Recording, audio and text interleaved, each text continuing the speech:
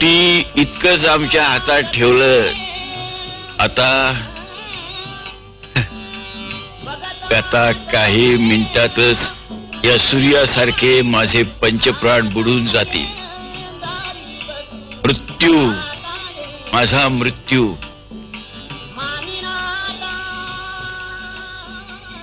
काय झालं भाऊजी?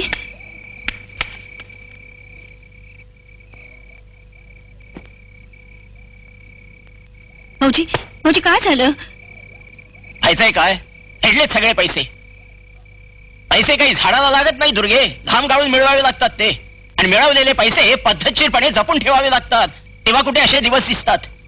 ऐन पाय गोळा केला रात्रंदिवस मरून, आणि आमच्या बंधुराजांनी सगळा धुळीला मिळवला चुटकीसरशी.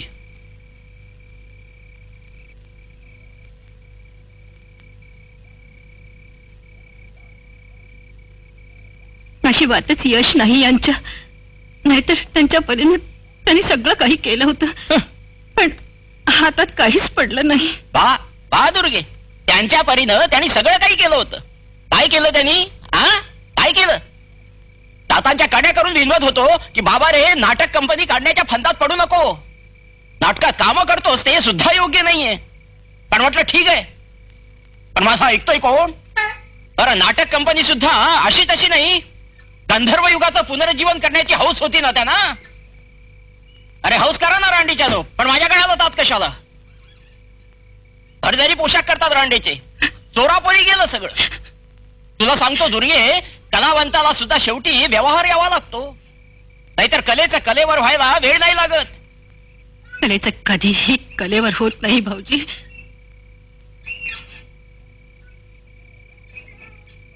सगळे पैसे दिलेत? दिलेत म्हणजे त्याला कोठडीतून सोडून आणायचा होता ना.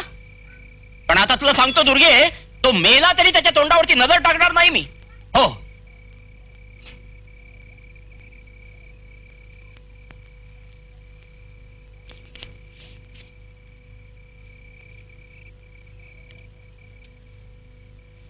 हे दुर्गेला देऊ नये म्हणालाय तो.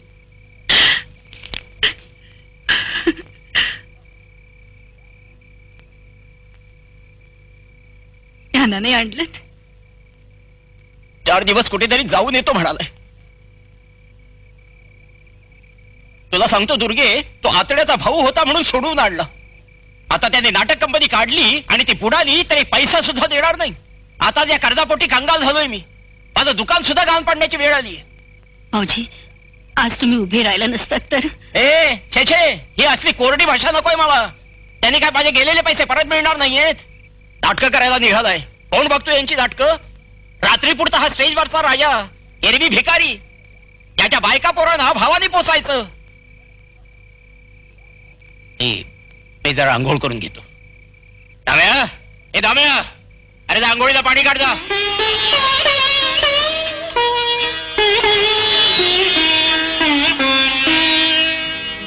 घर थकलेले संन्यासी, घर थकलेले संन्यासी,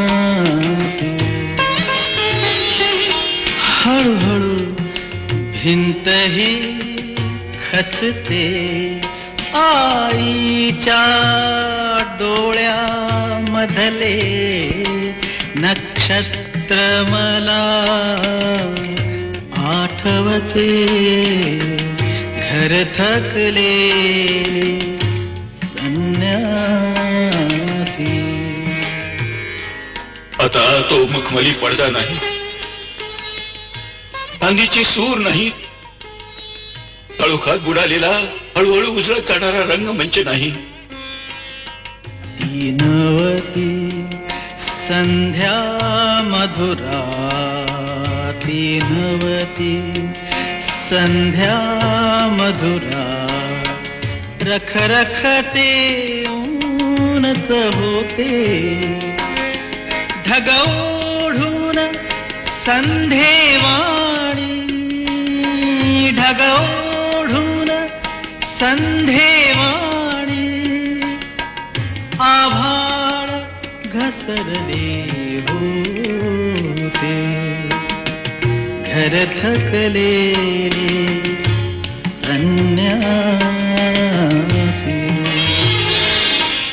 आता अंगात भिनत जाणारं झपाटून टाकणारं प्रकाशाचं झाड नाही, मंत्रमुग्ध प्रेक्षकांच्या टाळ्यांचा कडकडाट नाही, रक्ताचं पाणी करून उभ्या केलेल्या कंपनीचा लिलाव नाही, मारवाड्याचं कर्ज नाही, भावांचा उपदेश नाही.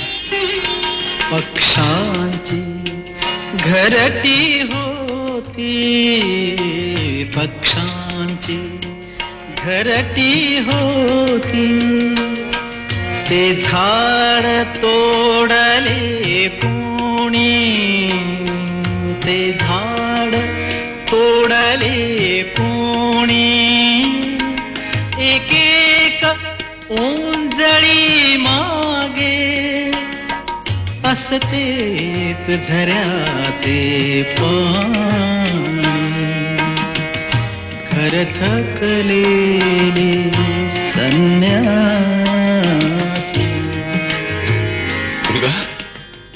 दुर्गा, तुझा शेला आडी तुझी नद नाही ग. मला सहन होत नाहीये. आपला दामू माझा वारसा चालवेल. दुर्गा, मी भिवून अंधाराला, मी भिवून अंधाराला, अडगळीत लपुनी जाई, ये हलके हलके मागे त्या दरीतली वनराई, घर थकले संन्यासी, घर थकले संन्यासी.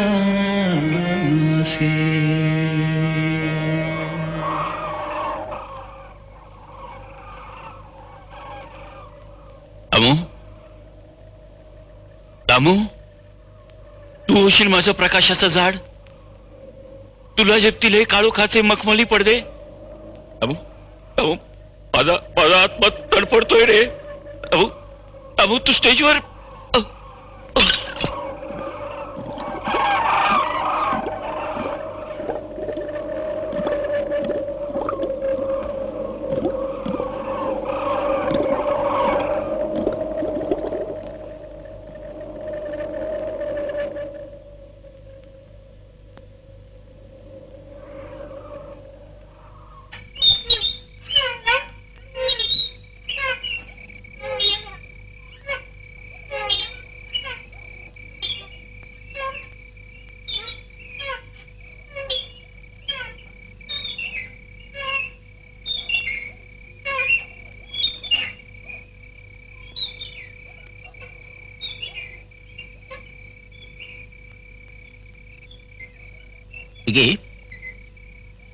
त्यानं आत्महत्या केली.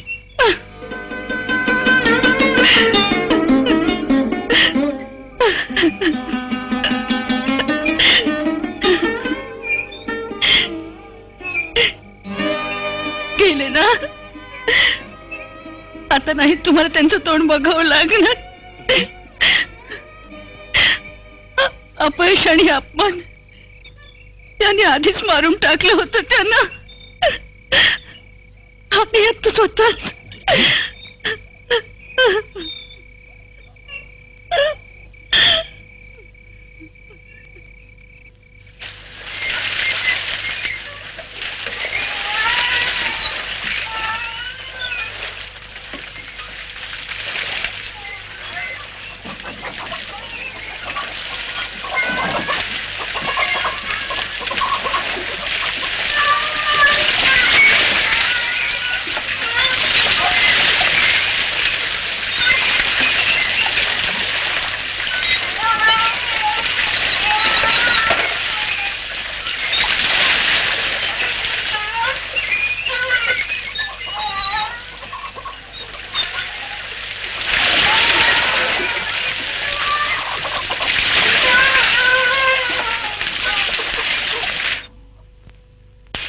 भीमरूपी महारुद्रा वज्र हनुमाना मारुती वनारे अंजनी सूता रामदूता प्रभंजना अरे दाम्या, अरे रांडीच्या बसलायस काय तिथं? डोळे फुटलेत का तुझे? पाणी घेऊन वर ये.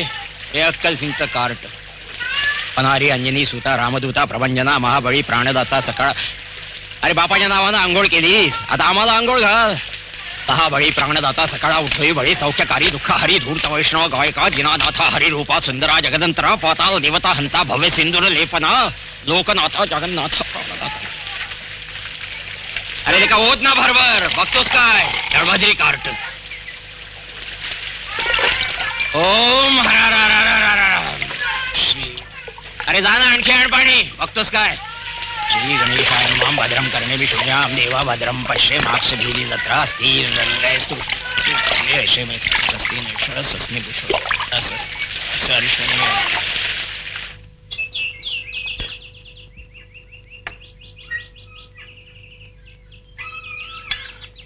दुर्गे, त्या देव्हारातल्या कागदावर सही केलीस ना? नाही. म्हणजे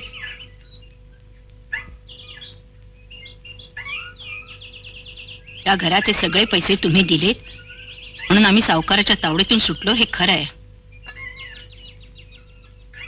पण भाऊजी, या घराचं गहाणखत तुम्ही करून घेतलं तर मग आम्ही कुणाच्या तोंडाकडे बघायचं? या घरातून बाहेर पडायची वेळ आली तर मग आम्ही जायचं कुठं? तुम्हाला तर सगळी परिस्थिती माहितीच आहे. दामू तर अजून लहान आहे. नाही, म्हणजे तसा तडकाफडकी मी तुम्हाला या घरातनं घालवायला इथं बसलेलो नाहीये. पण एक गोष्ट खरी आहे की इतक्या हजाराची खोट काही मला झेपणं शक्य नाहीये. तसा दामू मोठा झाल्यानंतर सगळे पैसे फेडून हे घर सोडून घेईलच म्हणा, पण त्या बाबतीत आता मला काही तडजोड स्वीकारता येणार नाही. बाकी तुमचं 2 वेळचं जेवण आता मलाच बघावं लागणार म्हणा. म्हणजे आमच्या घासातला अर्धा घास तुम्हाला. ठीक आहे, मला आता थांबायला वेळ नाही. मी जरा देवळात जाऊन येतो, तोपर्यंत जरा त्या कागदावर सही करून ठेव.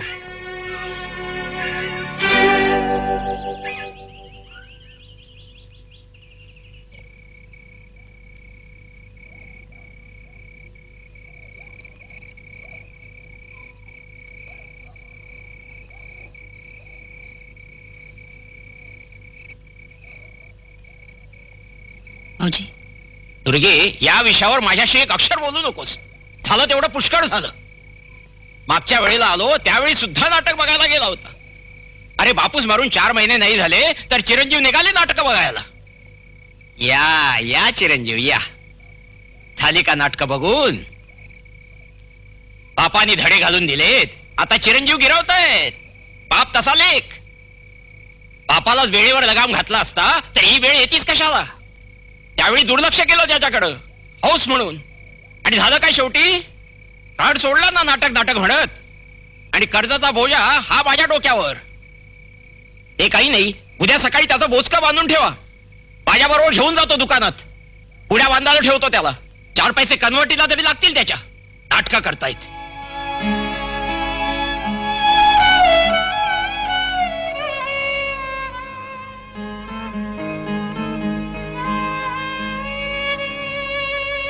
का मला न सांगता नाटकाला गेला होतास तू? का गेला होतास? बोल. पाहिलंच ना कसं बोलतात ते. आपण मिंधी आहोत त्यांचे, समजलं? आपण मिंधी आहोत. का गेलास नाटकाला? का गेलास? का गेलास नाटकाला? बोल. का गेलास? का गेलास?